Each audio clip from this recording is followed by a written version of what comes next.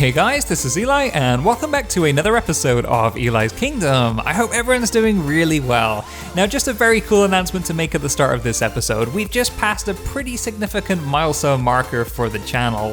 I think in just the past few days, we finally hit 10,000 views across all of the videos, which to me, I think is pretty amazing. I mean, I know some YouTubers, they probably upload a video and it gets 10,000 views within the first 5 minutes, but to me, to actually hit that 10,000 view mark is pretty cool. So I guess one massive thank you to everyone who's been watching, who's been subscribing, who's been hitting that like button and commenting. I mean, thank you so much, guys. It really does make a huge difference to the channel. And I think this month alone, we've had about 20 or 30 new subscribers. So if you're new to the channel, then thank you so much for subscribing. And I really hope you are enjoying this. Now, of course, if you missed the last episode, we had quite a lot of fun pretty much destroying everything behind our storage system here.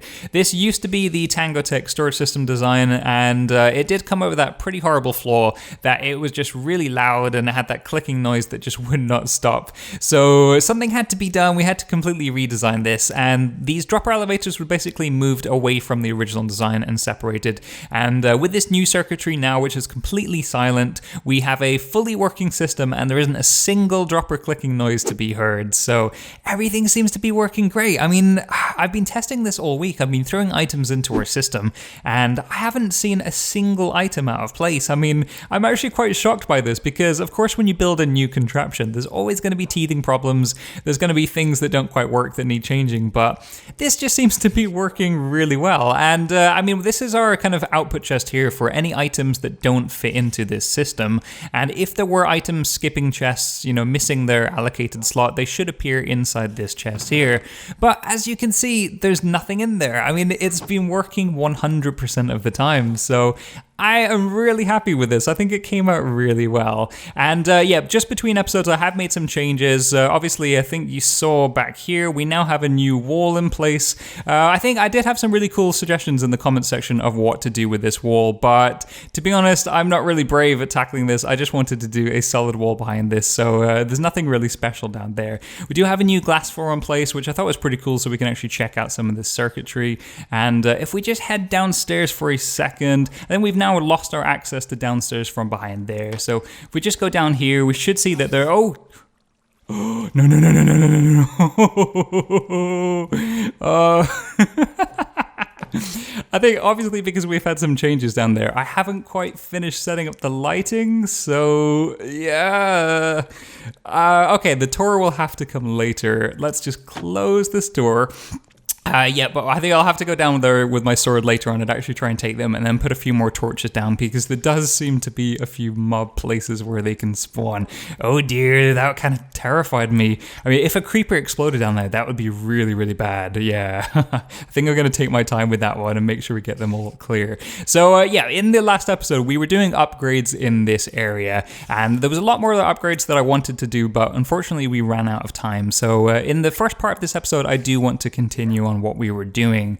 Now, the first upgrade was obviously redesigning the storage system. The second upgrade I want to do is actually with the sand super smelter. And yeah, we've had this thing for quite some time. I did briefly talk about this a few episodes back. At the moment, if we want to create some glass in the system, there isn't really a very efficient way of doing that. I think the only thing we can do at the moment is we can actually open this up, take out some sand, and we have to go all the way down into our basement and basically put the sand into one of the hoppers that feeds into our super smelters. So of course we have our dual super smelters, but there is no way for the sand to actually get into that. At the moment, the sand just always goes into this storage silo. So of course that doesn't seem very efficient. We want everything to be fully automatic in the kingdom. We don't want to have to do any work. All the work should be done for us. So the idea I had, which I think we mentioned probably like 6 or 7 episodes ago, was to actually include this hidden button here. Now what's going to happen is if we want to smelt a stack of sand, yeah, that's right, smelt a stack of sand into a stack of glass, then what we would do is we actually just push this button once.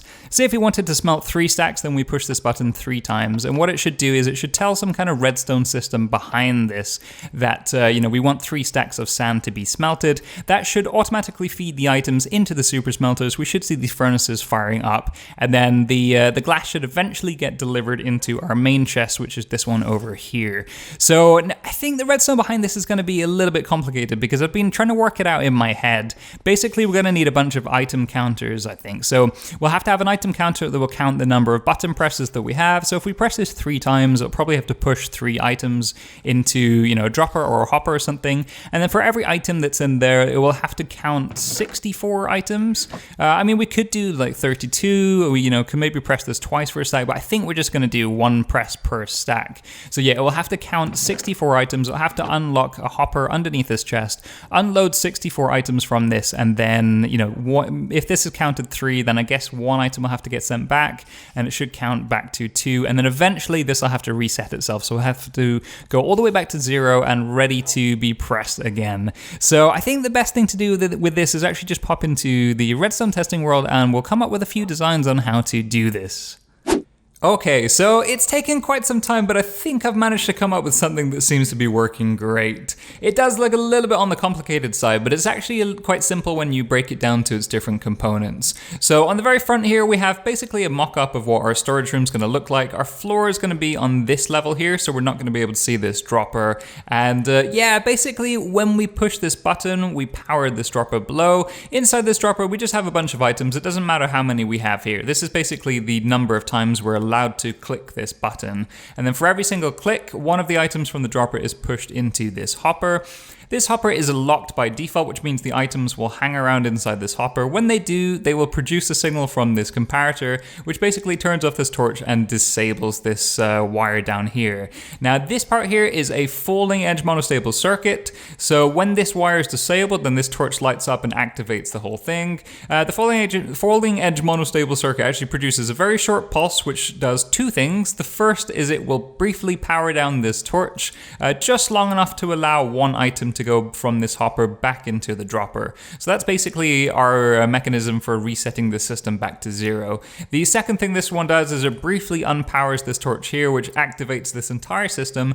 It's the same as what we built in the previous episode. This is the silent version of the Etho hopper clock. And I mean, you know me by now, I really do love my silent contraptions. I don't want to really be using pistons or, you know, any dropper clicking noises for anything. I want all the circuitry we do to be completely silent. So yeah, this thing is really fantastic. I love this. We have 32 items inside this hopper, and basically these 32 items will move into this hopper and then they'll move back into that one. So in total, we're actually moving 64 items, if that makes sense. And then when we have items inside this hopper, we get a signal coming from this comparator, which is enough to turn off this torch, unlocking the hopper underneath and allowing our items to exit the chest into this hopper stream here. And yeah, basically the item should stay off, or this torch should stay off for the 64 items that are moving, and it allows the 64 items to exit the chest. Now, for some weird reason, because we got 32 and that adds up to 64, we only get 63 items coming out here. And I actually tried changing this to 33. If we do that, we get 65 items coming out. So it seems to be always an odd number, which is a bit annoying because we need 64. So in order to fix that, all we've done here is we've just taken an extra comparator coming from this hopper. This just goes through a 4-tick repeater, which basically allows this torch to stay unpowered for an additional 4 ticks, which just is long enough to allow that 1 item to come out of here.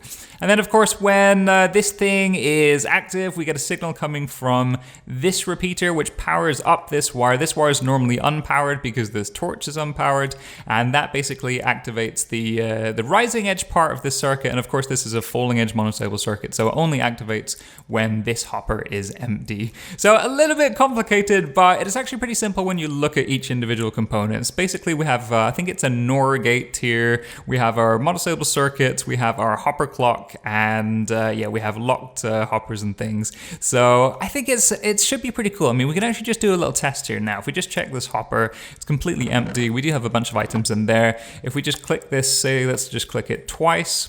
Should see we got that brief pulse in that circuit. We actually only get 1 item in here because initially it's 2, but then 1 item immediately gets returned when this circuit fires. If we just look back here, we should see that this thing is actually active, and this is, I think the 32 items have already gone into there, and now they're filling back into this one. And then if we just check this hopper here, should see that we're getting our first stack coming in. So once that's done, this circuit briefly powers on again. We get the second one coming through, and then that should be, yeah, this is all returned back to 0 now. So this thing is working fantastic. Let's pop back into the kingdom and build this.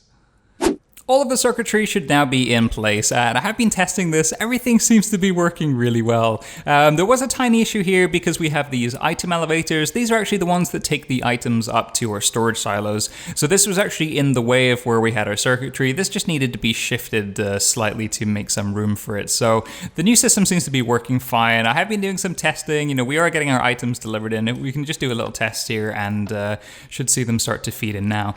Now, I did notice there was a few tiny lag issues with this, I guess because we have so many redstone things going on here. I mean, there's a lot of hopper lag going on, so it was making I think a very tiny lag in this circuit. And instead of getting the 64 items in, we're actually getting 65. But for the most part, one item actually seems to be getting stuck inside this hopper. So if we just wait a second, we'll see we actually get a full stack coming in here, and we get the 65th one is actually still in the hopper. So as long as we always leave one in the hopper, then it should be fine. You know, we'll always get a perfect stack coming out. I don't really mind that there's, you know, one extra there, but for the most part, it should be completely fine. So we will get that full stack being sent to the super smelter. And I think the only thing left to do is actually just wire up this hopper. You know, we'll do a hopper line going into probably this one here. So this actually connects to our item splitter. So this has actually been a really fun project. I've wanted to do this for quite some time, and you know, it has taken a bit of time to figure out how to do this, but I've been really looking forward to this, and I hope you guys enjoy this because it was a lot of fun to figure out the circuitry behind this. I guess there is a lot of applications as well for systems like this where you can have button presses. You can actually count how many things you want to do. So I may do a tutorial on something like this in the near future. And I guess while we're down here, we may as well finish the tour that we were trying to do earlier. I have made some changes between the episode. The water streams for the delivering items up to the super smelters, this has now been pushed down 2 blocks. I think it just looks a bit cleaner now. You know, it's not, this place was a bit cluttered before, so this is just a little bit nicer to look at. And I do think the blue stained glass is actually really cool. We can see all the circuitry as well, which I do like. These item splitters, they've actually been swapped over for the new item splitters. I put out a tutorial a couple weeks back to showcase these, so there will be a link in the top right of the screen. And these ones are just working so much better than the ones before. You know, the ones before had pistons, so they were a little bit noisy, and these ones really do give a true 50-50 split. So I have been doing some tests all week on this as well, and we do get a perfect 50-50 split of items being delivered to our super smelters. So for the most part, that's working really well. And then I think just back here, there has been some general tidying, you know, putting walls in place. We do have a new line here taking us down to the sewers. This is actually the sewer line that delivers all the items to our item elevator. I'll just check because I haven't actually, I mean, I did kill a creeper down here before. This place isn't mob proof at all, so I'm not going to hang around here for too long.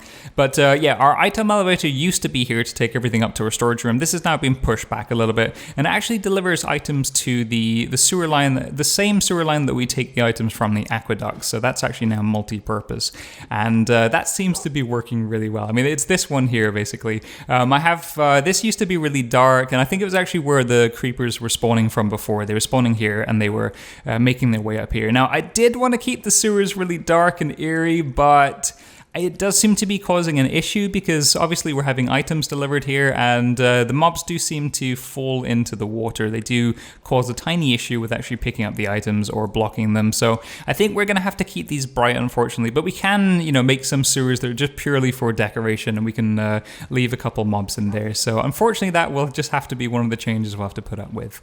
But anyways, just I think that's the second upgrade done, is this smelting system for the glass. The third upgrade I'd like to take care of in the system is something that's probably going to be more of a temporary solution. Now, if you remember a while back, we did have a little enchanting station just over here that unfortunately we had to knock down because, you know, we're building this tree, building the creeper castle. So for the moment, we don't have anywhere to do any enchanting. Now, I think eventually I'd love to do some kind of, you know, enchanted building outside. We can do it in the style of like a witch's hut and just make it look really kind of cool and eerie. But I think for the moment we do need another temporary solution, and I think we'll actually do it up on this window ledge up here. I can't remember if I've shown this before, but we do have a little ladder up here that takes us to the balcony, and yeah, this is a really cool place actually. I think I've always wanted to build something up here, but we've just not really had any space to do it. But now we've actually extended this wall out by a couple blocks. I think we can probably take out this glass and we can just build a little enchanting station down here. I think that should be really cool. So let's go ahead and gather some resources. I need to actually figure out where I've put my bookshelves because I don't have a clue where they are. But let's find them and get started building this. So I've just been trying to work out how this is going to look in my head, and I think we're actually just going to take out this entire floor because, I mean, the stone slabs is kind of more of an archway look. You know, this was the window frame. We don't need this anymore. So I think the best thing to do is actually replace the floor with this dark oak wood. Probably take it as low down as possible so that we can't actually see it from down there. And then we'll do just a standard ring of bookshelves. So the 15 bookshelves in a, almost circle thing. And we'll have the enchanting table right in the center. I guess it probably actually would look really good if we did more bookshelves on the side. So this is, I guess it would be a bit like a hidden library up here. And I think that would look really nice from down there, seeing these bookshelves along the walls. I think for the ceiling, we will take out these stone bricks and we'll replace it with the black hardened clay. Probably keep this archway just like over here, so we'll actually just emulate what we have, and we can do this really cool effect with the ceiling as well. And then yeah, keep an archway of stone bricks around here as well, and I think that's pretty much it. I mean, I guess we'll just have to detail that and make it look pretty nice. Also, I think while we're up here, I should probably talk about these windows, because we've had these since, episode 8 or 9 or something, and originally they were just going to look out onto the kingdom, but obviously they just look out into a stone brick wall, and we can see these hopper lines. Now, when you're down there, you can't really notice it as much. It doesn't look so bad, but I guess from up here, it does look a bit silly, a bit pointless, so I'm not too sure. Maybe we should take these out. Although I suppose they do let some lighting into this area, and, it does look kind of cool from down there, so I don't know. Maybe we will take those out. I'm not sure. But yeah, let's continue on building this enchanting area. Progress update, and I think this is actually starting to look not too bad. I mean, it still needs a bit of work, but it's much nicer than what we had before. I mean, it is starting to take shape. I think it needs a bit more decoration around to give it a bit more depth. We will have to do something with the lighting as well. And yeah, this bit's looking pretty cool. I mean, it's very basic at the moment, but I mean, we're not going to be able to see it from down there, so we're never going to be able to get something amazing from here. This was as low as we could take it because the hopper's underneath, so hopefully this should be fine. I think the bookshelf looks pretty cool, but it's a little bit on the boring side. So what I was actually thinking is we could probably just spice this up a bit with some of these fence posts and just see, maybe it's kind of enclosed behind bookcases or something. I mean, no, I don't like that at all. That's horrible. Maybe if we just take out some of them, like we can just do some strips or something, maybe that would work. See how that looks. Yeah, that's much better. I like that. And we could probably do a plant pot or something on the top as well, just like we have here. But yeah, let's just pop down here and see how it looks from the ground level. I mean, that's not too bad, actually. It would be cool if we could see the bookshelves a bit more, but I think that's pretty good. I mean, I'm pretty happy with that. I did change the shape of the archway as well. I had to make it a little bit bigger so you can see what the old one looked like. And hopefully that'll be letting in a bit more light. I'm not too sure if I really like the fact that these blocks cover those stone bricks, but we could shrink or expand that bit. I honestly don't know. I really don't know. But I think for the most part, it's looking not too bad at all. So let's just continue on with the progress and see how it looks when it's completely done. I guess we're not leaving the base today then. Although it is nice to see that the little trap thing underneath the carpet is working. This guy cannot come inside. It's like, do you want to explode? Huh? Do you want to?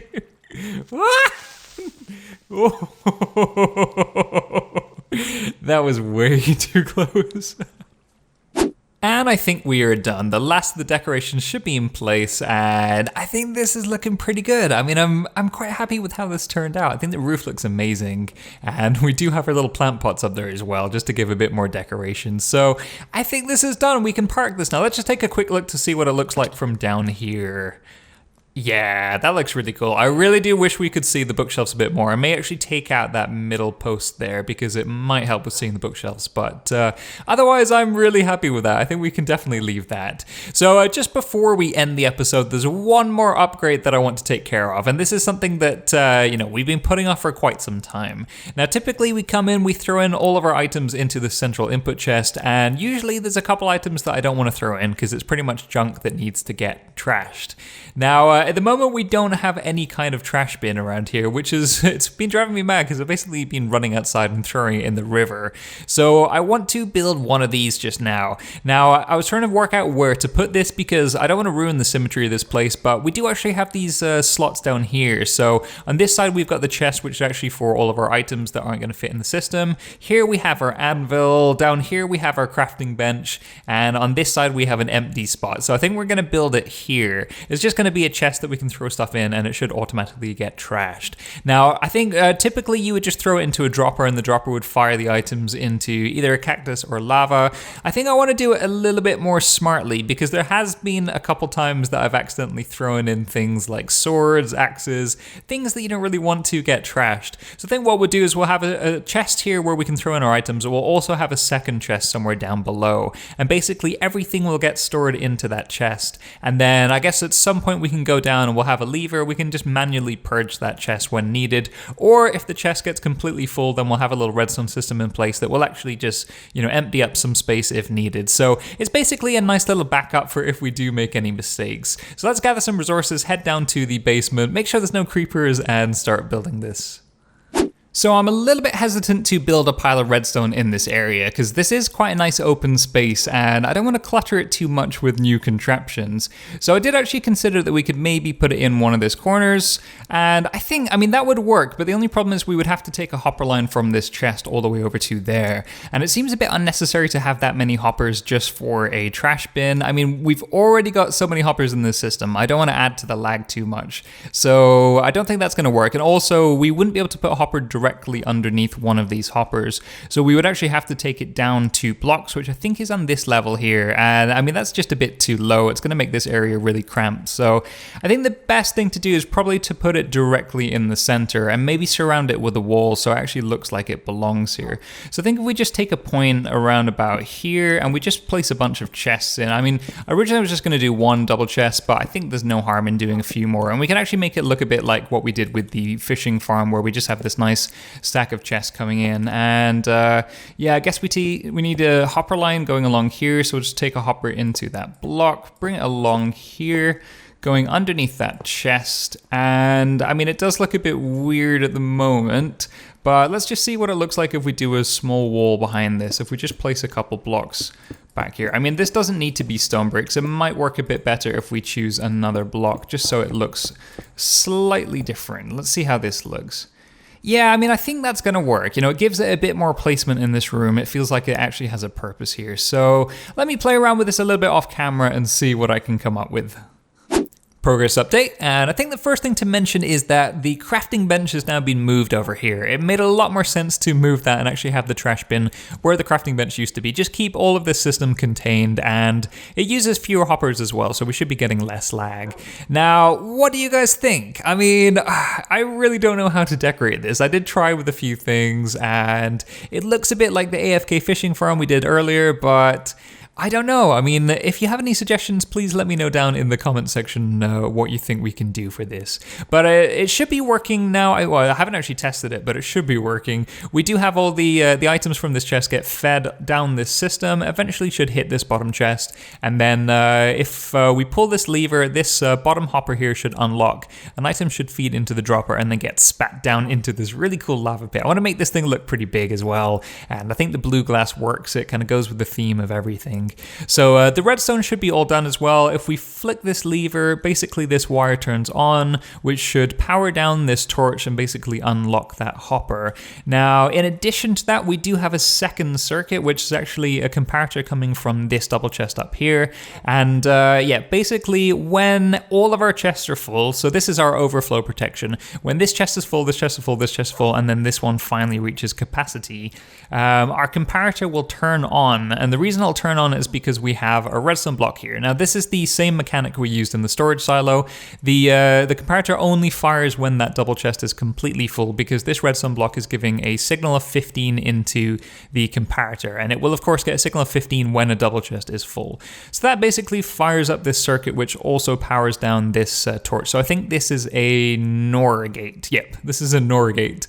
And yeah, that should work pretty well. So basically that is our overflow protection, and I kind of like that. It's the first time I built something like this where, you know, this system is guaranteed to not back up.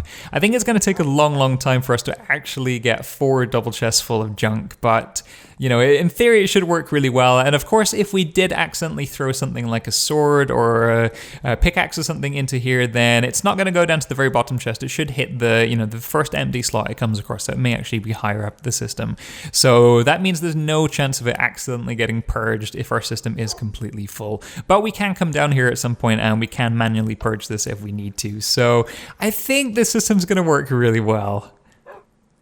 Well, unfortunately, that is all for this episode. I really do hope you guys enjoyed this one. Now, just as a heads up, in the next episode, I'm pretty sure we're due for another epic time lapse. So I do have a really cool plan in mind for what we're going to do in that episode. And I mean, I really do hope what I have in my head comes out really well.